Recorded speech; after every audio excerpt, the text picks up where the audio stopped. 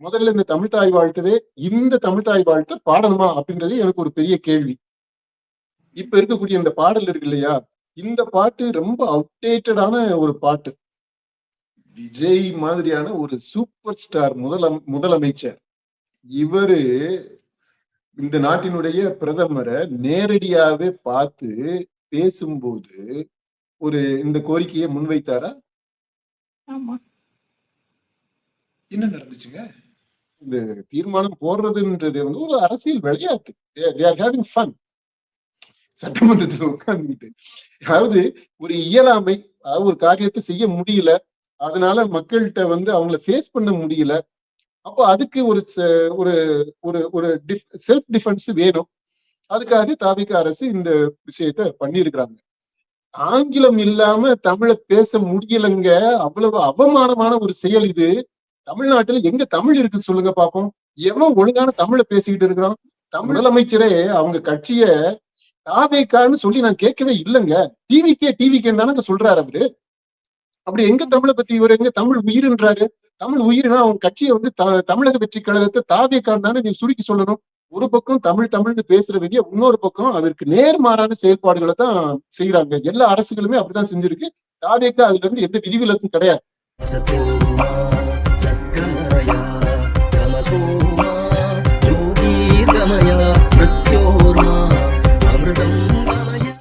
Budget கூட்டத்தொடர் வந்து தொடர்ந்து நடந்துட்டு இருக்குதுப்பா. பட்ஜெட் நிதிநிலை அறிக்கை தாக்கல் பண்ணாங்க. அதை தொடர்ந்து வேளாண் நிதிநிலை அறிக்கையும் தாக்கல் பண்ணிருந்தாங்கப்பா.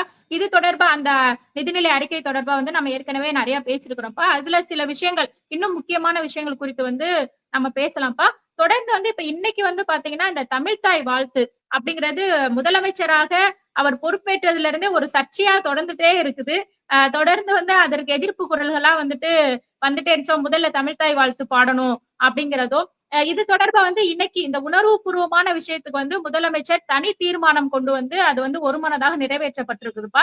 அது தொடர்பா முதலமைச்சர் பேசுறப்போ தமிழ்னா கெத்து, தமிழ்னா பவரு அப்படின்னு சொல்லிட்டு தாய்க்கு எவ்வளவு முக்கியத்துவம் இருக்குதோ அது போலதான் நம்முடைய தாய் மொழிக்கும் இருக்குது அப்படிங்கிற மாதிரி பேசிட்டு, இந்த தமிழ் எப்பயுமே வந்துட்டு இந்த கல்வி நிறுவனங்கள், பொதுத்துறை நிறுவனங்கள், இது போல நிகழ்ச்சி எல்லாம் வந்துட்டு தமிழ்தாய் வாழ்த்து தான் முதலில் பாட வேண்டும் சொல்லிட்டு தீர்மானம் நிறைவேற்றிருக்கிறாங்கப்பா. இந்த தீர்மானம் நிறைவேற்றப்பட்டது குறித்து உங்களுடைய கருத்து என்னப்பா? இந்த தீர்மானங்கள் நிறைவேற்றதுனால ஏதாவது புண்ணியம் இருக்கும்னு நினைக்கிறீங்களா? ஏங்க, விஜய் மாதிரியான ஒரு சூப்பர் ஸ்டார் முதலமைச்சர் இவரு இந்த நாட்டினுடைய பிரதமரை நேரடியாவே பார்த்து பேசும்போது ஒரு இந்த கோரிக்கையை முன்வைத்தாரா? என்ன நடந்துச்சுங்க? அதுக்கப்புறம் அவரு பிரதமருக்கு கடிதம் வாயிலாக தெரிவிக்கிறாரு. அப்புறம் நேரடியா பார்த்து பேசும்போது இந்த விஷயத்தை பேசியிருக்கிறாங்க. அதாவது சூப்பர் ஸ்டார், சுப்ரீம் ஸ்டார், சான்ஸே இல்லாத உச்சத்துல இருக்கக்கூடிய ஒருவர், அவர் முதல்வரா இருக்கிறாருங்க. அவர் போய் சொல்லியுமே நடக்கலைங்க. அவர் கேட்டுமே நடக்கல. இப்ப ஆஃப்டர் ஆல் இந்த சட்டமன்றத்துல இருக்கக்கூடிய இந்த எம்எல்ஏஸ் எல்லாம் தீர்மானம் போட்டு நடந்துருமா? எதுக்கு இந்த விளையாட்டு? இப்போ ஏற்கனவே இது மாதிரி எத்தனை தடவை இந்த தீர்மானம், இதே விஷயத்தை விட்டு எத்தனை தடவை தீர்மானம் போட்டிருக்காங்க. அந்த தீர்மானத்துக்குள்ள ஏன் ஒரு ரிசல்ட், ஒரு இதுவே இல்ல? ஏன் ஒரு இஃபெக்ட் இல்லாம போயிடுச்சு? சொல்லிட்டு தமிழக அரசு தன்னுடைய நிலைப்பாட்டை தெரிவிச்சிருக்குதுல்லப்பா. ஏற்கனவே அந்த முதல்வர் பதவியேற்பு விழாவில பாடல, தமிழ்தாய் வாழ்த்து முதல்ல பாடலங்கிறதான ஒரு குற்றச்சாட்டா எழுந்துச்சு. இப்ப வந்து அடுத்தடுத்த அரசு நிகழ்ச்சிகள்ல தமிழ்தாய் வாழ்த்து முதல்ல பாடப்படுதுல, அது வந்து அரசு தானே செய்யறாங்க, மத்திய அரசை எதிர்த்து. ஆமாங்க. அப்புறம் எதுக்கு அப்ப இந்த தீர்மானம் என்னத்துக்கு? தமிழ்நாடு அரசு நடத்தக்கூடிய நிகழ்ச்சி எல்லாம் தமிழ்தாய் வாழ்த்து நீங்க பாடிடுறீங்கன்னா, அப்ப இந்த தீர்மானம் எதுக்காக நீங்க போட்டீங்க?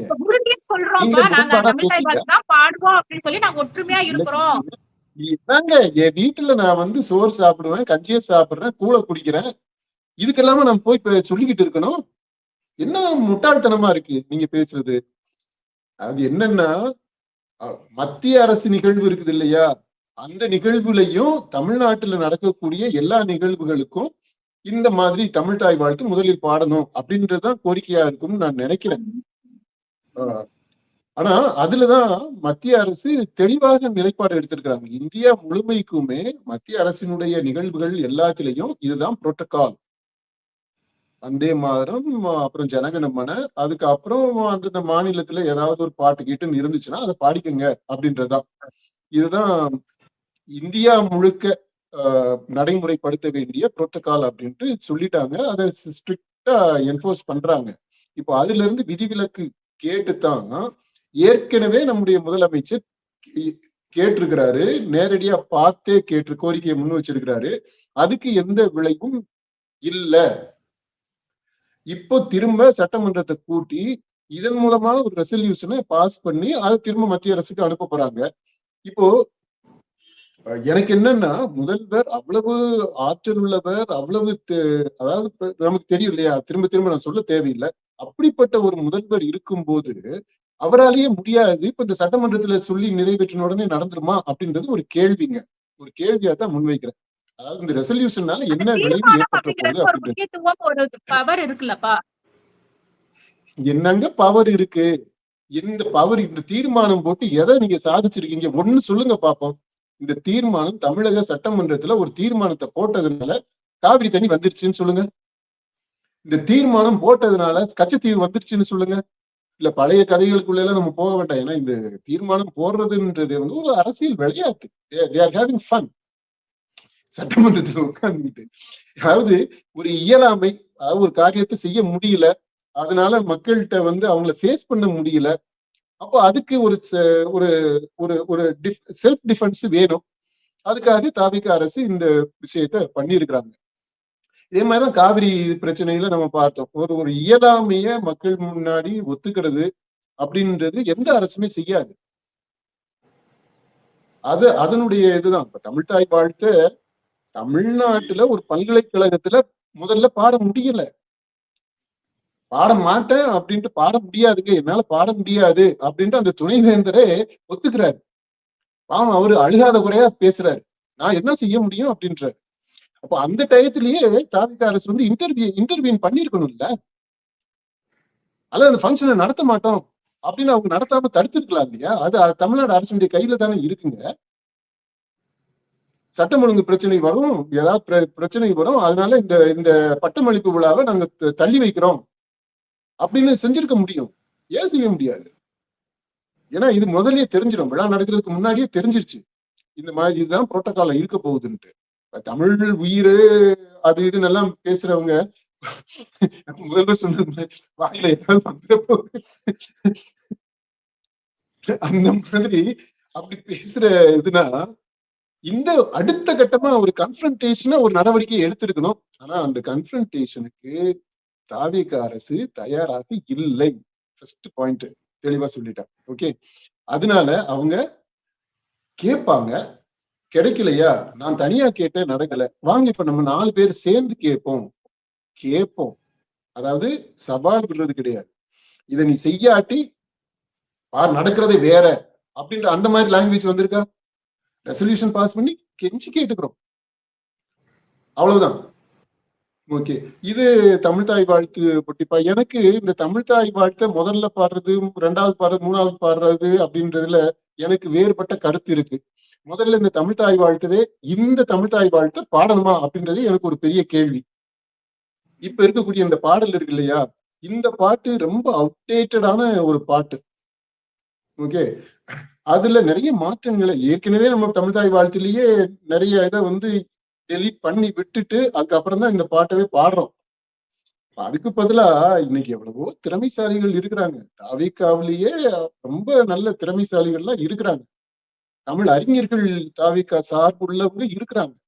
அப்படி இல்லாட்டினாலுமே தமிழ்நாட்டு மீது பற்று உள்ளவங்க, தமிழ் மீது பற்று உள்ளவங்க இருக்கிறாங்க இல்லையா? தமிழ் அறிஞர்கள், கவிஞர்கள் இருக்கிறாங்க இல்லையா?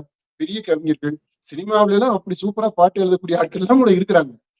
அந்த மாதிரி ஆட்களை கூட வச்சு இந்த தமிழ்தாய் வாழ்த்து, தமிழ்தாய்க்கு ஒரு வாழ்த்து, தமிழ்நாட்டு மக்கள் எல்லாருக்குமே எளிதில் புரியக்கூடிய, எளிதில் பாடக்கூடிய ஒரு இசை வடிவத்துல ஒரு பாட்டை ஏன் கம்போஸ் பண்ணி அதுதான் இனிமேல் தமிழ்தாய் வாழ்த்தாக இருக்கும்னு செய்யக்கூடாது? அதை இந்த தாவேக அரசு முன்னெடுக்கலாம் அப்படின்னு தான் நான் நினைக்கிறேன். ஓகே, அதனால இப்ப இருக்கக்கூடிய தமிழ்தாய் வாழ்த்து அப்படின்றதுல அதுல கருத்து வேறுபாடு இருக்கு. அடுத்து இத முதல்ல பாடுறது என்ன, 3வது பாடுனா என்ன? எனக்கு அதுவே அந்த ஆர்டர்ல என்ன இருக்கு? இப்ப முதல்ல பாடுனா இப்போ ஒரு பட்டிமன்ற ஒரு பேச்சு எடுத்துக்கங்களேன். அதாவது ஒரு ஒரு ஒரு நிகழ்ச்சி நடக்குது அப்படின்னா, அந்த நிகழ்ச்சியில முக்கியமான விருந்தினர் வந்து கடைசியா தான் பேசுவாரு. முதல்லயா பேசுவாரு? முதல்ல அல்லு சில்லு இந்த இது சில்லண்டிகை ஐட்டங்கள் எல்லாம் பேசும். அப்புறமா கடைசியா அந்த விழா நாயகர் பேசுவார் இல்லையா? இப்போ ஆனா அது அதே மாதிரி மாதிரி ஒரு விழால வாழ்த்துரைங்கிறது முன்னாடி தானப்பா இருக்கும். அது மாதிரி இது வாழ்த்து. அதனால முன்னாடி பாடணும் அப்படிங்கிறாங்க. எங்க வாழ்த்து முன்னாடி பாடணும் இல்ல, நான் அந்த ஆர்டர் சொல்றேன். அதாவது நம்ம எப்படி வேணாலும் இன்டர்பிரட் பண்ணிக்க முடியும் அப்படின்றதுக்காக சொல்றேன். இப்ப முதல்லயும் பாடலாம், மூணாவது பாடலாம். மூணாவது பாடணும்னா அதுக்கு ரொம்ப முக்கியத்துவம் கொடுத்ததுனால அது மூணாவது வச்சிருக்கிறோம், நிறைவாக வச்சிருக்கிறோம் அப்படின்னு நம்ம சொல்ல முடியும். ஓகே, அதுல இந்த ஆர்டர்ல பெருசா இது இருக்கிறது மாதிரி எனக்கு தெரியல. இல்ல இது ரெண்டுக்கும் இது வந்தே மாதரத்துக்கும் தேசிய கீதத்துக்கும் ஜனகன மனவுக்கு இடையில நடுவுல வந்துச்சுனாலும் நம்ம அதையும் இன்டர்பிரட் பண்ணிக்க முடியும். பாரு, தமிழ் வந்து நடுநாயகமாக இருக்கு அப்படின்னு நம்ம சொல்லிக்க முடியும். முதல்ல வச்சா முதல்ல இருக்கு அப்படின்னு சொல்ல முடியும். மூன்றாவது வச்சா உச்சமாக இருக்கு, சிகரமாக இருக்கு அப்படின்னு நம்ம சொல்ல முடியும். இதுல எல்லாம் நம்ம சண்டை போட வேண்டிய அவசியம் கிடையாது. எனக்கு ரொம்ப முக்கியமானது என்ன தெரியுமா? இந்த தமிழ் தாயை விட தமிழ வாழ வைங்கப்பா ஃபர்ஸ்ட். எங்க போனாலும் இப்ப நான் பாருங்களேன், தமிழ வாழ வைங்கப்பா ஃபர்ஸ்ட் அப்படின்னு தான் சொல்றேன். ஆங்கிலம் இல்லாம தமிழ பேச முடியலங்க. அவ்வளவு அவமானமான ஒரு செயல் இது. தமிழ்நாட்டுல எங்க தமிழ் இருக்கு சொல்லுங்க பாப்போம். எவன் ஒழுங்கான தமிழ பேசிக்கிட்டு இருக்கிறான்? தமிழ்ல முழுசா யாராவது ஒருத்தர் நீங்க சொல்லுங்க. ஒரு 2 சென்டென்ஸ், அதுவே பாருங்க, எனக்கு அந்த இதுவே இங்கிலீஷ் வந்துருச்சு. ஒரு 2 வாக்கியம் ஆங்கிலம் கலக்காம பேச சொல்லுங்க பாப்போம். 2 வாக்கியம் தான் ஆங்கில வார்த்தை இல்லாம பேச சொல்லுங்க. அப்ப தமிழ் என்னங்க ஆச்சு? தமிழ் எப்படி வாழும்? தமிழ் எங்க இருக்கு? முதல்ல இந்த தாவிக்காவிலே தமிழ் இல்ல. நானுமே அதை பல காணொலிகள்ல ஒவ்வொரு காணொலியிலுமே சொல்லிக்கிட்டே தான் இருக்கிறேன். சீரியஸாவும் சொன்னேன், கிண்டலாகவும் சொல்லியிருக்கிறேன். நம்ம முதலமைச்சரே அவங்க கட்சிய தாவேக்கான்னு சொல்லி நான் கேட்கவே இல்லைங்க. டிவிக்கேன்னு தானங்க சொல்றாரு அவரு. அப்படி எங்க தமிழை பத்தி இவர் எங்க தமிழ் உயிர்ன்றாரு?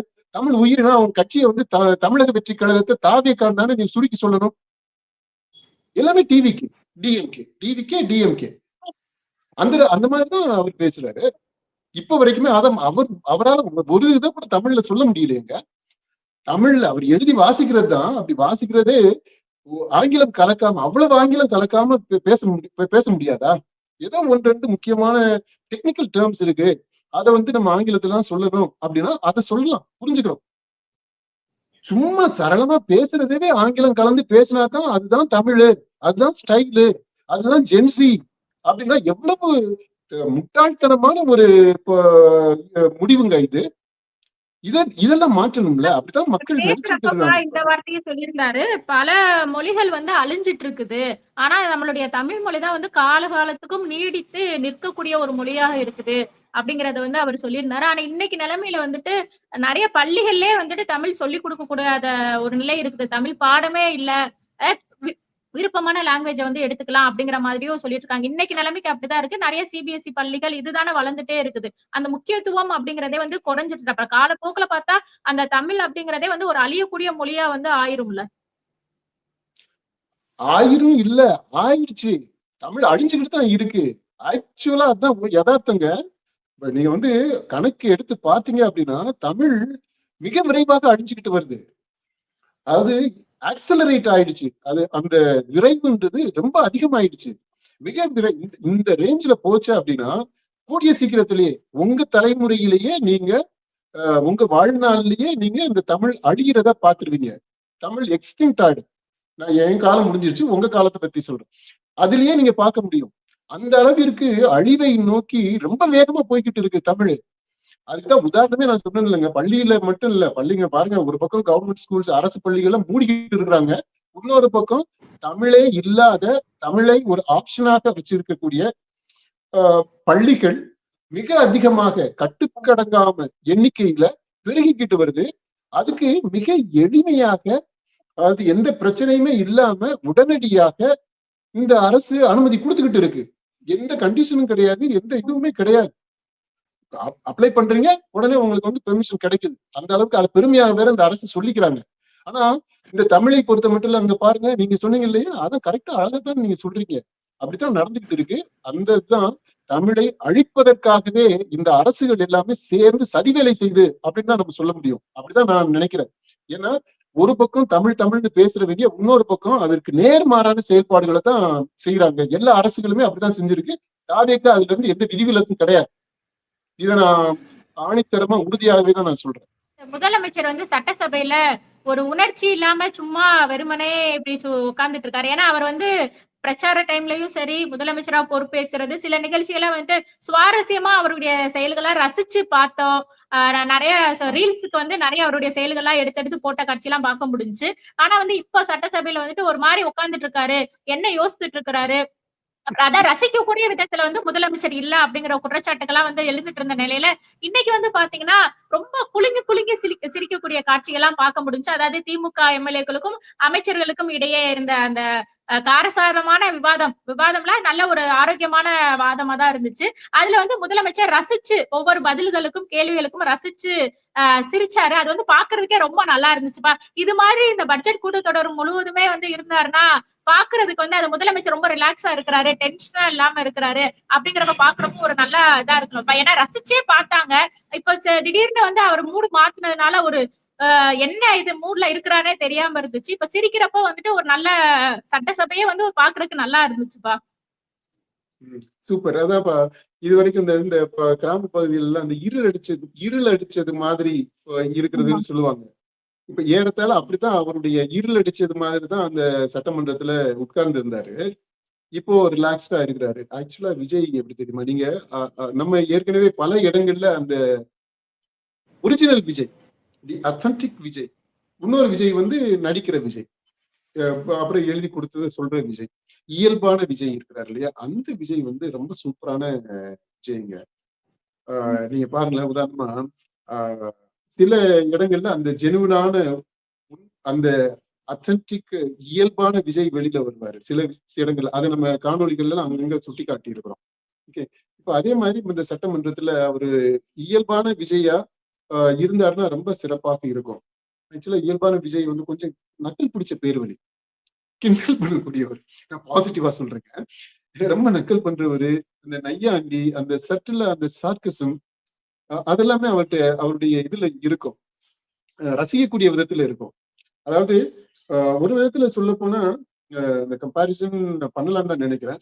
இப்ப அந்த நம்ம உதயநிதிக்கு சொன்னோம் பாத்தீங்களா, அவர் வந்து அந்த கிண்டலா பேசுறது கொள்றது அப்படின்றதெல்லாம் சொன்னோம் இல்லையா, ஏற்றால அந்த மாதிரியான கிண்டலா பேசக்கூடியவர் விஜய் ரொம்ப சூப்பரா இருக்கும். அவருடைய அந்த சார்கசம் இதெல்லாமே ரசிக்கக்கூடிய விதத்துல இருக்கும். ஆனா என்ன வித்தியாசம் அப்படின்னா, இவர் ரொம்ப அதிகமா சலச்சலன்னு எல்லாம் பேச மாட்டார், கொஞ்சம் இன்ட்ராவர்ட்டா இருப்பார் விஜய். அவரு இன்னொரு வேற ஒரு எக்ஸ்ட்ரீம்ல அங்கிட்டு இருப்பாரு. இப்ப அதனால இவர்கிட்ட அந்த நகைச்சுவையா பேசுறதுன்றது, அந்த கிண்டல் பண்றதுன்றது, கொஞ்சம் குத்தி காட்டி பேசுறது, அது சாதாரணமா அப்படி இந்த ஃப்ளோல வரும் தெரியுமா, ஒரு சர்காஸ்டிக்கா ஒரு காமெண்ட சொல்றது, அது ரசிக்கக்கூடிய விதத்துல இருக்கும், ஹர்ட் பண்றதுக்காக இல்ல. ஒரு அந்த மாதிரியான இயல்பு இருக்கு அவர்கிட்ட. இந்த கூட்டத்துல கூட இந்த சினிமா ஒரு இது ஞாபகத்துக்கு வருது, அந்த பருந்து காக்கா கதை எல்லாம் சொல்லிட்டு அவர் சொல்லிட்டு அப்படியே ஒரு ரவுண்ட் அடிப்பாரு பாத்தீங்களா, அந்த ஞாபகம் இருக்குதா? அந்த சினிமா அவரு கட்சி ஆரம்பிக்கிறதுக்கு முன்னாடி. அந்த மாதிரி சில இடங்கள்ல அந்த இயல்பான விஜய், அந்த நக்கல் பண்ற விஜய், அந்த கொஞ்சம் காமெடியா ஆக்சுவலா நீங்க இன்னொரு பாத்திருக்கீங்களா, விஜயினுடைய படங்கள்ல காமெடியில சூப்பரா பண்ணுவாரு. அவர் எப்படி ஆக்ஷன் பண்றாரோ, எப்படி ரொமான்ஸ் பண்றாரோ, அந்த அளவுக்கு காமெடியும் செம்மையா பண்ணுவாரு. வடிவேலு விவரம் சேர்ந்து பண்ண அந்த காமெடி சீன்ஸ் எல்லாம் பாருங்க, அவ்வளவு இயல்பா இருக்கு. அதனால இவர்கிட்ட அந்த சென்ஸ் ஆஃப் காமெடி இருக்கு இல்லையா, அதுவுமே அவர்கிட்ட இருக்கு. அது என்னவோ இந்த அரசியலுக்கு வந்த உடனே அவருக்கு மேல ஒரு சுமைய ஏத்தி வச்சுக்கிட்டு அப்படி ஃபீல் பண்றாரா, அல்லது இந்த மாதிரி நெருக்கடிகள் உண்மையிலேயே அவருக்கு நிறைய இருக்கு, அதை வந்து அவரு டீல் பண்றதுக்கு, ப்ராசஸ் பண்றதுக்கு கொஞ்சம் டைம் தேவைப்படுது, கொஞ்சம் ஸ்ட்ரெஸ்ல இருக்கிறாரு அப்படின்னு நமக்கு அப்படி அந்த அது உண்மையா என்னன்னு நமக்கு தெரியல. ஆனா இன்னைக்கு அவர் ரிலாக்ஸ் பண்ணதுன்றது வந்து ரொம்ப நல்ல விஷயம். அவ்வளவு நல்லா இருக்கு பாக்குறதுக்குன்னு. விஜய் சிரிச்சு நீங்க பாத்தீங்கன்னா செம்ம வசீகரமா இருக்கும். நம்ம அதையுமே சுட்டி காட்டியிருக்கிறோம். உம்முன்னு இருக்கிறத விட அவர் லைட்டா சிரிக்கிறாருன்னு வச்சுக்கோங்களேன், அவ்வளவு கேப்டிவேட்டிங்கா இருக்கும், அரஸ்டிங்கா இருக்கும் அந்த இது. அப்படிப்பட்ட விஜயால முடியும். அப்படிங்கும்போது அதை அவர் செய்யணும், தொடர்ந்து செய்யணும் அப்படின்றதுதான் நம்ம. அதாவது அவருடைய ரசிகர்கள் எதை செஞ்சாலுமே ரசிப்பாங்க. அவங்களுக்கு இப்ப இதெல்லாமே ஒரு பெரிய விருந்து மாதிரி இருக்கும். நம்ம சாதாரண மக்கள் இருக்கிறோம் இல்லையா, நம்ம பார்க்க விரும்புற எங்களுடைய முதல்வர் இப்படி இப்படி இருக்கிறாரு அப்படின்னு சொல்றது நமக்கு பெருமை தானப்பா.